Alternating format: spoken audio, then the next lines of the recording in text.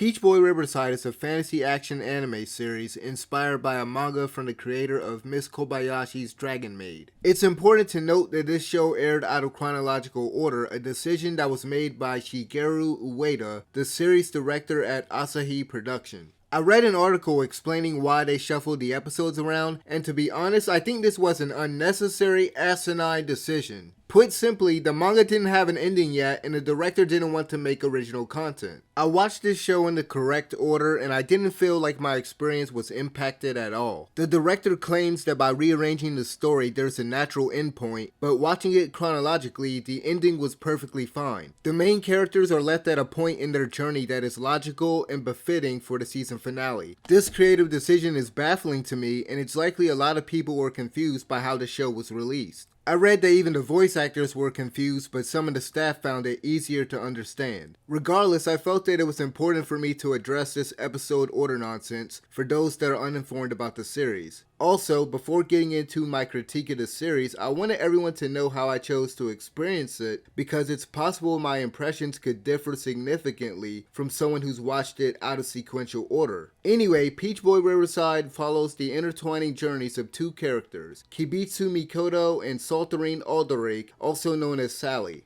Mikoto is a feminine-looking wandering swordsman who meets Sally when he stops by the kingdom of Alderac. In the beginning, Sally yearned to see the outside world, having never left the kingdom. She becomes interested in Mikoto when she learns he's a traveler and wants to go with him. When ogres threaten the kingdom and Sally's father, the king, is given an ultimatum, he finally grants her permission to leave. For the first time, Sally feels a strange sensation over her body when the ogres arrive and rushes toward them. After Mikoto slaughters the ogres in front of Sally, he proceeds to leave her and the kingdom behind. Sally wanted to follow after him, but couldn't overcome the feelings of fear and disgust from seeing the dead ogres. A month later, she finally decides to start traveling the world, abandoning her life as a princess. It's not long until Sally has a few companions and discovers the harsh reality of the outside world. She learns that most humans despise and fear demi-humans and ogres. There are many species of ogre and their appearance can differ greatly. Some can look like regular ogres or even humans, while others may have the form of a mass, walrus, or bird. Regardless of their species, they all have horns and typically share an innate hatred for humans. Sally travels alongside a former knight named Hawthorne Grator, a hairfolk demi-human named Frau, and a former ogre Meki given the name Carrot. After experiencing the way other humans view and treat Carrot and Frau, Sally decides that she wants to work toward reaching an understanding among different species. This show explores themes like hatred, prejudice, and discrimination through the actions and attitudes of the different species that inhabit its world. These themes are a prominent part of the story, and the author examines these issues thoroughly. There are many depictions of prejudice and discrimination throughout the season. For example, early on, Sally enters a village where everyone believes demi-humans are dangerous savage beasts. One instance of discrimination occurs during a scene where an innkeeper refused to let Frau sleep in their building. There are plenty of discussions between characters regarding the ignorant attitudes others have towards another species, and the possible sources behind it are highlighted. I like that the author approaches the topic of prejudice and discrimination from multiple perspectives. The focus isn't on the solution to these problems, but rather the reasons as to why it's so prevalent throughout its world. The author also uses characters like Carrot, Mikoto, and several ogres to tackle the theme of hatred.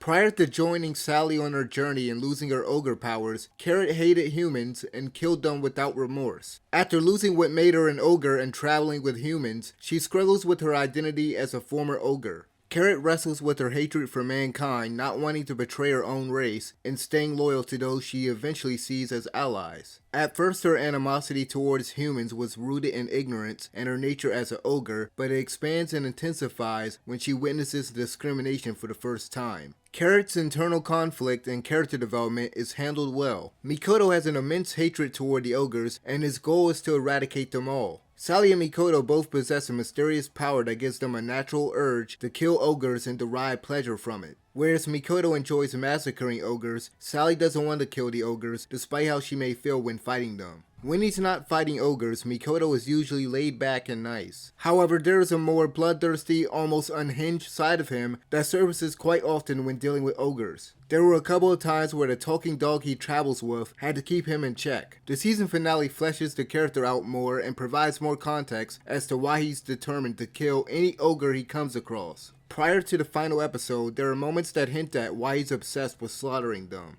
Despite the fact that him and Sally are working toward opposing goals, he remains friendly towards her. One thing I liked about Sally is the fact that she has realistic expectations when it comes to achieving her goal.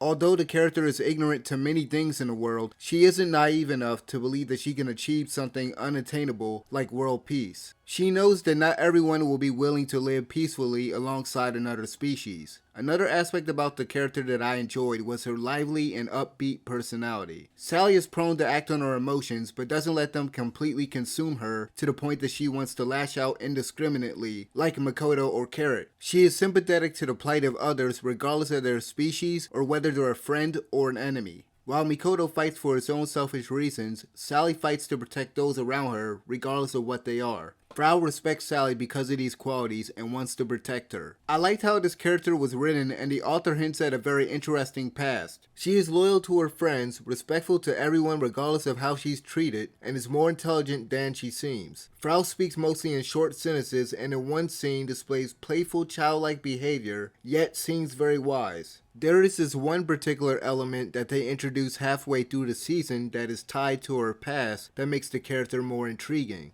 There are also a few hints regarding her past within the dialogue of her friend, Winnie the Witch. Winnie is also an acquaintance of Hawthorne, who is the weakest one in Sally's group.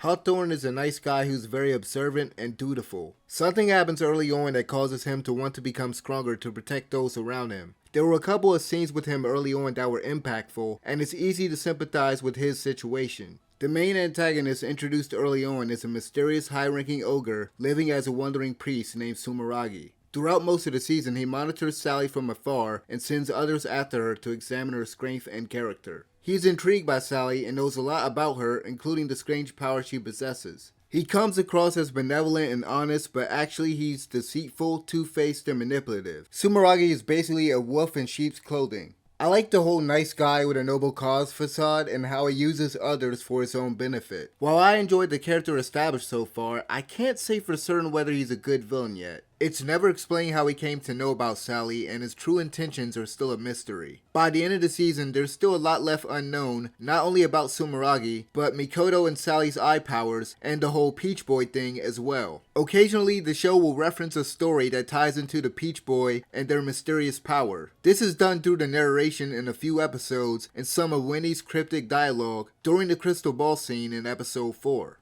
Although there's a little information revealed throughout the season, they could have elaborated more on the lore while still keeping things mysterious and interesting. The weakest aspect of Peach Boy Riverside is its presentation. The music is solid, but the action scenes could have been much better. Asahi Production uses a lot of stills while moving the camera and limited animation during fights. The animation in general is serviceable at best, but it's clear that they either lack the budget or the time to make really engaging, dynamic fight scenes. This studio has worked on many shows and films, so I don't think it's an issue of talent. The best action scenes were in episodes 7 and 10. I'm thankful they didn't seem to use a lot of CGI for the ogres. From what I can tell, they only used it for the tree ogre Juki and his roots. There are some things in the environment that look 3D, but nothing really seemed out of place to me. The backgrounds look fine, and I really like some of the artwork in certain scenes. This show tends to be very bloody and violent, with its serious tone balanced out by a handful of lighthearted moments with Sally and her comrades. The comedic moments aren't anything special, but I found myself amused by Sally's many facial expressions and the interactions among the main cast. I think it's also worth noting that there's very little fan service in this show, aside from a few scenes involving Sally and an octopus. There's also a very brief scene where a couple of kids comment on the size of Sally's breast, but nothing else beyond that. There were a couple of abrupt tonal shifts that occur early on in the series that were well done, and one of the endings caught me off guard. The voice acting is fine, but there were instances where the translated dialogue had errors or could have been worded better. Translation issues aside, there were a few lines of dialogue I liked from Sumeragi and Frau. Frau has a good line in episode 11 that perfectly relates back to Sally's life. One could say that the line in question can also relate back to Frau as well, given what is revealed about her past and her determination to protect those close to her. All things considered, Peach Boy Riverside is a decent fantasy series that takes real-world issues like prejudice and discrimination and explores them within the context of its world in an entertaining and thoughtful way. If you're looking for a fantasy anime with really cool action scenes and high production values, then sadly this isn't for you. If you've seen Peach Boy Riverside, let me know what you guys thought about it in the comment section below. And as always, thank you guys for watching. I'm out of here. Peace.